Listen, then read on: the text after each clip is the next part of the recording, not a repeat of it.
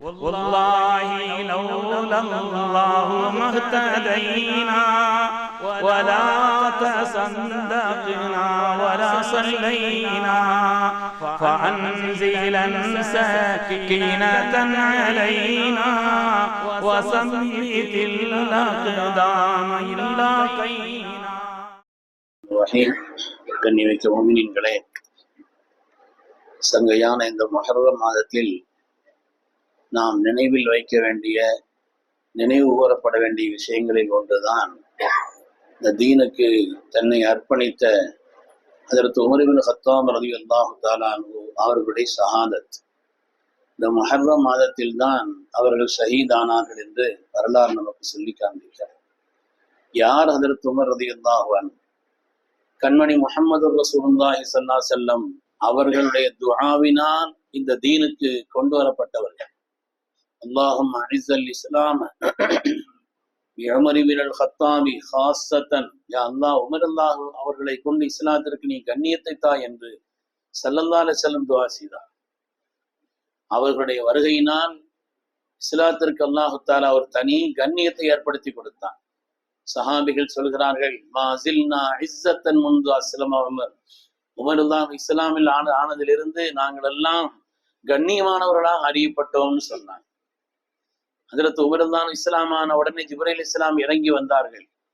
லகத் இஸ்தப்ஷர அஹ்லுஸ் ஸமாஇ B Islami Umar, ஹஜ்ரத் உமருல்லாஹ்வுடைய இஸ்லாத்தின் காரணத்தினாலே வான்மண்டலத்தின் மலக்குமார்களும் ஆனந்தப்படுகிறார் என்று ஜிப்ரீல் அலைஹிஸ்ஸலாம் இறங்கி ஸல்லல்லாஹு அலைஹி வஸல்லம் சோபனம் சொன்னார். ஹஜ்ரத் உமர் ரலியல்லாஹு தஆலா அன்ஹு அவர்கள் இஸ்லாத்திற்கு வந்ததற்கு பிறகுதான் இஸ்லாம் பகிரங்கமாக உலகத்தில் சொல்லப்பட்டது.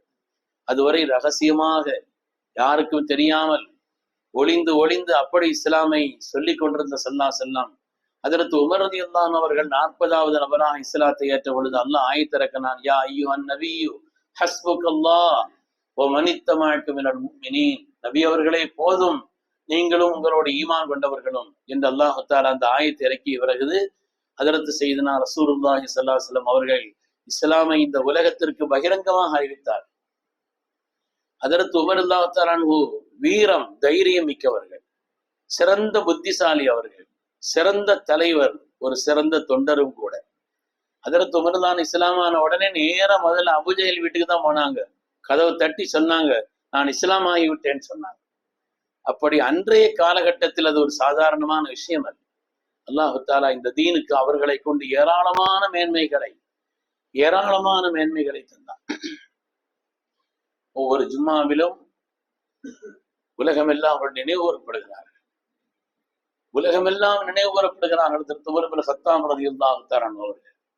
அவருடைய விருப்பத்திற்கு ஏற்ப வஹி இறங்கியது. இன்னல்லாஹ் யன்திகு அலா லிசானி உமர், உமருடைய நாவில் அல்லாஹ் பேசுகிறான்னு சொன்னாங்க ஸல்லல்லாஹு அலைஹி வஸல்லம். உமர் ரலியல்லாஹு தஆலா ஒரு விஷயத்தை விரும்பினாங்கன்னா அதற்கு ஏற்ப அல்லாஹ் தஆலா அவருடைய ஆயத்து வந்தது என்று வரலாறு நமக்கு சொல்கிறது. இதற்கு அப்துல்லாஹ் இப்னு ஷைபானி என்ற ஒரு பெருமகனார் சொல்கிறார்கள், 21 ஆயத்துகள் உமர் ரலியல்லாஹுடைய விருப்பத்தின்படி, அவருடைய அபிப்பிராயத்தின்படி வந்தது என்று சொல்கிறார். 21 ஆயத்துகள். மகாம் இப்ராஹிமில் தொழுவதானாலும், பர்தாவுடைய சட்டமானாலும், பத்ருடைய கைதிகளானாலும், முனாஃபிகீன்களுக்கு நாயகமே தாங்கள் நின்று தொழுக வைக்க கூடாது என்று அவருடைய விருப்பமானாலும், இப்படி ஏராளமான விஷயங்கள் அல்லாஹ் குர்ஆன்ல ஆயத்திறக்கிறான்னா ஹஜ்ரத் உமர் ரலியல்லாஹு தஆலா அவருடைய விருப்பத்தின் அடிப்படையில் தான் அத்தகைய ஒரு நிலை ஏற்பட்டது என்று நமக்கு அல்லாஹ்வுடைய ரசூலின் அருள் வாக்கை வைத்து பெருமக்கள் சொல்வார். அருமையானவர்களே, ஹஜ்ரத் உமர் இப்னு கத்தாப் ரலியல்லாஹு அன்ஹு அவர்கள் தங்களுடைய மரணம் கூட எப்படி இருக்க வேண்டும் என்று ஆசைப்பட்டார். ரப்பிடத்தில் துஆ செய்தார். ஒரு நாள் ஜும்மாவுடைய நாள் குத்பா ஓதி கொண்டிருந்தார்கள். அந்த நேரத்தில் சோனலோகத்தினுடைய ஒரு உன்னதமான மாளிகையை ஸல்லல்லாஹு அலைஹி வஸல்லம் சொல்லி காட்டி அந்த மாளிகையை நினைவு கூர்ந்தார்கள். சோனத்தில் இப்படி ஒரு மாளிகை இருக்கிறது, சாதாரணமானதல்ல. அதனுடைய அழகும், அதனுடைய எழிலும், அதனுடைய தனித்தன்மையும் எல்லாவற்றையும் சொல்லிவிட்டு லா யதுகுலுஹு இல்லா நபியுன், அந்த மாளிகைக்குள் நுழைய வேண்டும் என்று சொன்னால் ஒன்று நபியாக இருக்க வேண்டும். அப்படி சொல்லிவிட்டு ஸல்லல்லாஹு அலைஹி வஸல்லம் அவர்கள் ஹஜ்ரத் உமர் ரலியல்லாஹு தஆலா அவர்கள் மெம்பர் படியிலிருந்து கொஞ்சம் திரும்பினார்கள். ஸல்லல்லாஹு அலைஹி வஸல்லம் புனிதமான ரவுதாவின் பக்கம் திரும்பினார்கள். ஸல்லல்லாஹு அலைஹி வஸல்லம் ஹஜ்ரத் உமர் ரலியல்லாஹு அன்ஹு சொன்னார்கள், மர்ஹபன் பிக யா ரசூலல்லாஹ், நாயகமே உங்களுக்கு சோபனம் தான். இந்த உன்னதமான மாளிகையிலே நுழைவதற்கான முழு தகுதியையும் முதல் தகுதியையும் தாங்கள் தான் பெற்றிருக்கிறார். அதற்கு பிறகு அந்த மாளிகையிலே நுழைவதற்கான அந்த தகுதி அவர் சித்தீக்கும் அல்லது சித்தீக்காக இருக்க வேண்டும். சொல்லிவிட்டு ஃபல்தஃபத இலா கபரி அபீபக்கர் ரலியல்லாஹு அன்ஹு, சையதுனா அபூபக்கர் ரலியல்லாஹுடைய கபரின் பக்கம் திரும்பினார். மர்ஹபன் பிக்க, உங்களுக்கும் சோபனம் உண்டாகட்டும், அந்த மாளிகையில் நுழைவதற்கான மகத்தான ஆற்றலை தாங்களும் பெற்று விட்டீர்கள். சொல்லிட்டு சொன்னாங்க, அவ் ஷஹீதுன், அல்லது அந்த மாளிகையில் நுழைய வேண்டுமானால் ஷஹீதாக இருக்க வேண்டும். இப்படி சொல்லிட்டு தன்னை பார்த்தாங்களாம். அன்னாலக்க ஷஹாதத்தியா உமர், உமரே உனக்கு ஷஹாதத்தாவது கிடைக்குமான்னு கேட்டாங்க. அன்னாலக்க ஷஹாதத்தியா உமர், உமரே அந்த ஷஹாதத்தாவது கிடைக்குமா அப்படின்னு சொல்லிட்டு துவா செய்தாங்க. இன்னல்லதி அஹ்ரஜனி மின் மக்கத இலா ஹிஜ்ரத்தில் மதீனா, மக்கமா நகரத்தை விட்டு எல்லாவற்றையும் துறந்து அல்லாஹ்வுக்காக மதீனா முனவராவிற்கு ஹிஜ்ரத் செய்வதற்குண்டான வலிமையையும் மனோ ஆற்றலையும் தந்த அந்த ரப்பு குதிரத்துள்ளவன் எனக்கு ஷஹாதத்தை தருவதற்கு சொல்லிட்டு துவா செய்தாங்க. அல்லாஹும் மர்சுக்னி ஷஹாதத்தன் ஃபீ சபீலிக் வ வஃபாத்தன் ஃபீ பலதி ரசூலிக், யா அல்லாஹ் உன்னுடைய பாதையில் ஷஹீதாகக்கூடிய ஒரு மகத்தான பாக்கியத்தை எனக்கு தந்தரள வேண்டும், அதிலும் உன்னுடைய நபியின் பட்டணத்தில் தான் நான் இறக்க வேண்டும் என்று சொன்னார். அல்லாஹ் தஆலா அந்த துஆவை கபூல் செய்தான் என்று வருகிறார். ஹஜ்ரத் உமர் பின் கத்தாப் ரலியல்லாஹு தஆலா அவர்கள் ஒரு நாள் சுபஹுடைய தொழுகையிலே அபூ லூலுல் ஃபைரோஸ் என்ற ஒரு கொடியவனால் குத்தப்பட்டு, கொடூரமாக குத்தப்பட்டு ஹஜ்ரத் உமர் ரலியல்லாஹு தஆலா ஷஹீதானார். ஹஜ்ரத் ஸல்லல்லாஹு அலைஹி வஸல்லமுக்கு அருகில் சித்தீக் நாயகத்தினுடைய அருகிலே உமர் ரலியல்லாஹு தஆலா அடக்கப்பட்டார் என்பதை வரலாறு நமக்கு சொல்லுகிறது.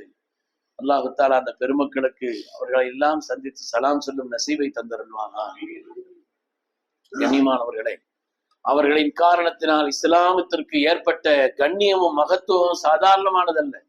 ஸல்லல்லாஹு அலைஹி வஸல்லமுக்கு பின்னாலும் கூட, உதாரணமா இந்த ஹிஜ்ரத் என்று பெயர் சூட்டியவர்கள் உமர் ரலியல்லாஹு தஆலா அவர்கள், குர்ஆன் ஷரீஃப் என்று கையில நமக்கு வச்சிருக்கிறோம்னு சொன்னா அதற்கு காரணமானவர்கள் உமர் ரலியல்லாஹு தஆலா அவர்கள்.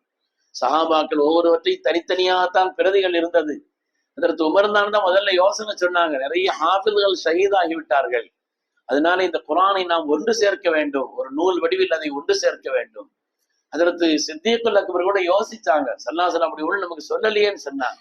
இல்ல, அதற்கு பிறகு அவங்களுடைய விஷயத்தை கேட்டு அல்லாஹ் தஆலா உமருல்லாஹ்வுடைய உள்ளத்தில் ஏற்பட்ட அந்த விசாலமான எண்ணத்தை அல்லாஹ் எனக்கும் தந்து விட்டான்னு சொல்லி அதற்கு பிறகு அந்த யோசனையை முன் கொண்டு சென்று குர்ஆனை இப்படி வடிவிலே கொண்டு வருவதற்குண்டான அந்த நிலைப்பாட்டை ஏற்படுத்தியவர்கள், அதற்கு காரணமானவர்கள் உமர் பின் கத்தாப் ரலியல்லாஹு தஆலா அவர்கள். அதுபோல அவர்களின் காரணத்தினால் ஏற்பட்ட மாண்புகள் கொஞ்ச நஞ்சமல்ல, ஏராளமான. ஸல்லல்லாஹு அலைஹி வஸல்லமுக்கு பின்னாலும் கூட, அல்லாஹ்வுடைய ரசூலுக்கு பின்னாலும் கூட இந்த உலகத்திலே அதற்கு உமர் ரலியல்லாஹு தஆலாவுடைய மகத்துவமான அந்த அணுகுமுறைகள், யோசனைகள் ஏராளமானது ஷரியத்திலே நடைமுறைப்படுத்தப்பட்டிருக்கிறது என்று பார்க்க. அருமையானவர்களே, அத்தகைய பெருமக்களை நேசிப்பது, நேசத்தை அல்லாஹ்விடத்தில் கேட்பது, அதுவும் கூட நமக்கு ஒரு நல்ல நடைமுறையாக இருக்கிறது. இமாம் புகாரி ரஹ்மத்துல்லாஹி அலைஹி அவர்கள் தங்களுடைய கிதாபிலே உமர் ரலியல்லாஹு தஆலாவுடைய பெருமையை குறித்து பேசக்கூடிய ஒரு பாடத்தை, உமர் ரலியல்லாஹுடைய சிறப்பை குறித்து சொல்லக்கூடிய ஒரு பாடத்திலே அனஸ் ரலியல்லாஹு தஆலாவுடைய ஒரு ரிவாயத்தை சொல்வார்கள். அதற்கு அனஸ் ரலியல்லாஹு சொல்கிறார்கள், ஸல்லல்லாஹு அலைஹி வஸல்லம் நமக்கு தந்த சன்மானங்களில் ஒரு சன்மானம், அல் மர்உ மஅ மன் அஹப்ப, ஒரு மனிதன் யாரை நேசிக்கிறானோ அவர்களோடு இருப்பான். எவ்வளவு பெரிய ஒரு மகத்தான சன்மானம்! நான் அல்லாஹ்வுடைய ரசூலை நேசிக்கிறேன், சித்தீக்குல் அக்பரை நேசிக்கிறேன், அதற்கு உமர் ரலியல்லாஹு தஆலா நேசிக்கிறேன். அவர்களை போல் தகுதி இல்லாதவர்களாக இருந்தாலும் கூட அவருடைய நேசம் அவர்களோடு நம்மை சேர்த்து வைக்க வேண்டும் நான் ஆசைப்படுகிறேன் என்று அனஸ் ரலியல்லாஹு தஆலா சொன்ன வார்த்தையை இமாம் புகாரி ரஹ்மத்துல்லாஹி அலைஹி சொல்வார். உண்மையான பெருமக்களே, நாமும் அல்லாஹ் ரசூலுடைய முஹப்பத்தை கேட்க வேண்டும், அந்த நேசத்தை கேட்க வேண்டும். இந்த தீனுக்காக தங்களை அர்ப்பணித்த அதற்கு சித்தீக்குல் அக்பர் போன்றவர்கள், அதற்கு உமர் பின் கத்தாப் ரலியல்லாஹு அன்ஹு போன்றவர்கள், தீனுடைய ஹலீஃபாக்கள், இஸ்லாத்தினுடைய ஹலீஃபாக்கள், முன்னோர்களான அந்த நன்மக்கள் எல்லோருடைய நேசத்தையும் நாம் கேட்க வேண்டும். அல்லாஹு தஆலா அதன் வழியாக தன் நேசத்தை நமக்கு நிரப்பமாக தருகிறான் என்பதில் சந்தேகம் இல்லை. அல்லாஹு தஆலா அந்த சீதேவிகளை நேசிக்கும் உயர்ந்த பாக்கியத்தை தந்தருள்வானாக. அல்லாஹு தஆலா அந்த பெருமக்களின் அந்தஸ்தை மென்மேலும் உயர்வாக்கி அருள் புரிவானாக. ஆமீன் ஆமீன் யா ரப்பல் ஆலமீன். வ ஆகிரு தஅவானா அனில் ஹம்துலில்லாஹி ரப்பில் ஆலமீன். சுப்ஹானல்லாஹி.